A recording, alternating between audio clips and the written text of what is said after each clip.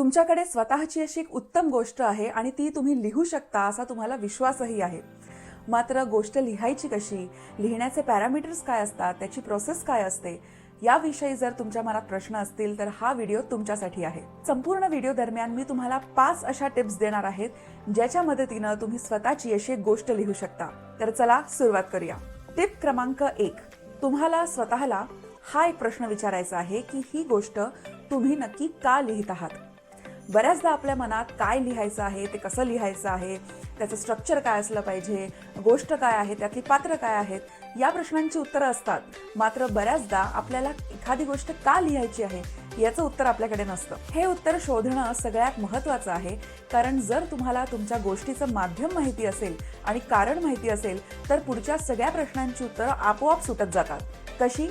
चला पाहूया. उदाहरणार्थ, तुम्हाला गोष्ट ही स्वतःच्या आनंदासाठी लिहायची असेल तर मग तुमच्या गोष्टीसाठी स्ट्रक्चरची काही गरज नाही.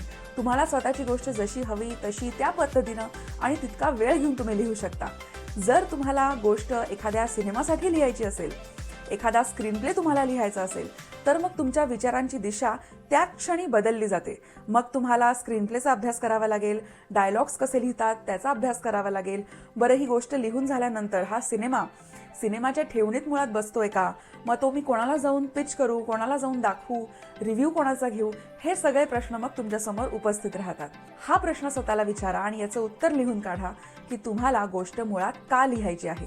गोष्ट का लिहायची आहे या प्रश्नाचं उत्तर मिळाल्यानंतर दुसरा प्रश्न उद्भवतो, तो म्हणजे गोष्ट नक्की काय आहे.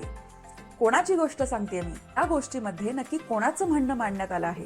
एकाकी स्त्रीचं म्हणणं मांडण्यात आलं आहे, एखाद्या लहान मुलाचं म्हणणं मांडण्यात आलं आहे, ही गोष्ट नातेसंबंधांबद्दल आहे, ही गोष्ट मनोरंजनाबद्दल आहे, या गोष्टीमधनं काहीतरी एक मॉरल मला सांगायचं आहे, काहीतरी एक उपदेश द्यायचा आहे, किंवा ही गोष्ट निखळ मनोरंजनासाठी किंवा विनोदासाठी मी लिहिते आहे. या प्रश्नाचं जे काही उत्तर असेल ते तुम्हाला शोधणं गरजेचं आहे की ही माझी गोष्ट जी आहे ही नक्की आहे तरी काय. एका ओळीत या प्रश्नाचं उत्तर तुम्ही लिहून काढायचं आहे. या प्रश्नाचं उत्तर मिळाल्यानंतर प्रश्न क्रमांक 3 समोर उपस्थित राहतो आणि तो म्हणजे गोष्ट मी कशी लिहिणार आहे. गोष्ट कशी लिहायची यावर आपण सुरुवातीला थोडासा प्रकाश टाकला. उदाहरणार्थ, जर तुम्हाला कादंबरी लिहायची असेल तर सगळ्यात आधी तुम्हाला एक पॅराग्राफ लिहून काढावा लागेल की कादंबरी जी आहे ही नक्की कशाबद्दल मी लिहिणार आहे. कारण 200 पानाची कादंबरी एकत्र अचानक एके दिवशी उठून तुम्ही नाही लिहू शकत. त्यासाठी आधी तुम्हाला एक मथळा तयार करणं गरजेचं आहे. गोष्ट कुठून सुरू होते, याचा मध्य काय असेल, इंटरव्हल पॉईंट काय असेल आणि याचा शेवट कसा होणार आहे. आनंदी होणार आहे, दुःखी होणार आहे किंवा ओपन एंड असणार आहे, जे काही असेल ते तुम्हाला लिहून काढावं लागेल. तुम्हाला चित्रपटासाठी लिहायचं असेल, आर्टिकल लिहायचं असेल तर मग ते मी कशा पद्धतीनं लिहिणार. सिनेमासुद्धा डायरेक्ट आपण डायलॉग्स आणि सीन लिहायला सुरुवात केली असं नाही होऊ शकत.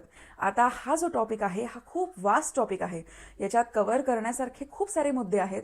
त्यामुळे पुढच्या एखाद्या व्हिडिओमध्ये आपण डिटेल या गोष्टीबद्दल बोलूया आणि चर्चा करूया आणि या गोष्टीवर मी अजून माझ्या पद्धतीनं प्रकाश टाकण्याचा प्रयत्न करेन. पुढे वळूया आणि आता शोधूया चौथ्या प्रश्नाचं उत्तर. पण चौथा प्रश्न काय असणार आहे? चौथा प्रश्न आहे की माझी गोष्ट जी आहे ती प्रेक्षकांना रेझोनेट होईल का?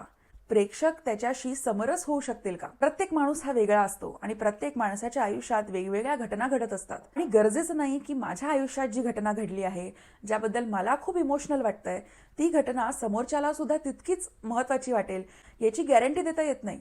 मात्र असे काही ठराविक मुद्दे आहेत, काही टॉपिक्स आहेत, ज्यावर जर तुम्ही गोष्ट लिहिली तर हमखास सगळ्या लोकांना ती पटू शकते, सगळ्या लोकांना ती समजू शकते. उदाहरणार्थ, सर्व्हायव्हल स्टोरी म्हणजेच एखादा व्यक्ती अशा एखाद्या घोर संकटात सापडलेला आहे की जिकडे त्याच्यासमोर जीवन मरणाचा प्रश्न आहे.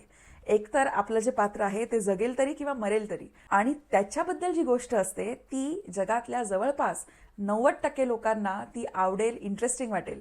कारण आपल्यातल्या सगळ्यांमध्येच सर्व्हायव्हल इन्स्टिंक्ट असतं. आपल्याला सगळ्यांना जिवंत राहण्याची एक उर्मी असते, जगण्याची एक इच्छा असते आणि त्यामुळे अशा पद्धतीच्या ज्या गोष्टी असतात त्या सगळ्या लोकांना आवडतात, रुचतात आणि इंटरेस्टिंग वाटतात. आता आपली गोष्ट ही ऑडियन्सला आवडेल, पटेल, रुचेल अशा पद्धतीनं कशी लिहावी आणि आपल्या गोष्टीचा विषय कसा निवडावा याविषयी सुद्धा मी एका सेपरेट व्हिडिओमध्ये नंतर बोलेन.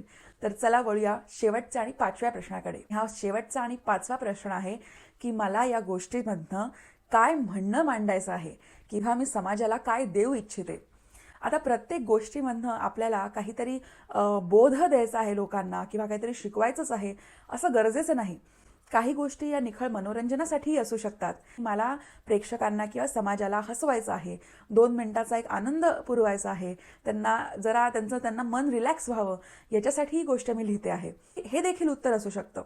नाहीतर मग मला समाजात काहीतरी क्रांतिकारक विचार मांडायचा आहे, लोकांना एका वेगळ्या विचाराने प्रवृत्त करायचं आहे, एका वेगळ्या पद्धतीनं विचार करायला लावायचा आहे. मला एखादी एक अशी गोष्ट माहिती आहे जी मला असं वाटतं की समाजाला कळली पाहिजे, जास्तीत जास्त लोकांना कळली पाहिजे, किंवा एखादा आध्यात्मिक विचार मला मांडायचा आहे. याच्यातलं काहीही तुमचं उत्तर असू शकतं. तर हे तुम्हाला शोधून काढायचं आहे. जर तुमच्या मनात एखादी गोष्ट असेल तर अजिबात विलंब करू नका, आजच लिहायला सुरुवात करा.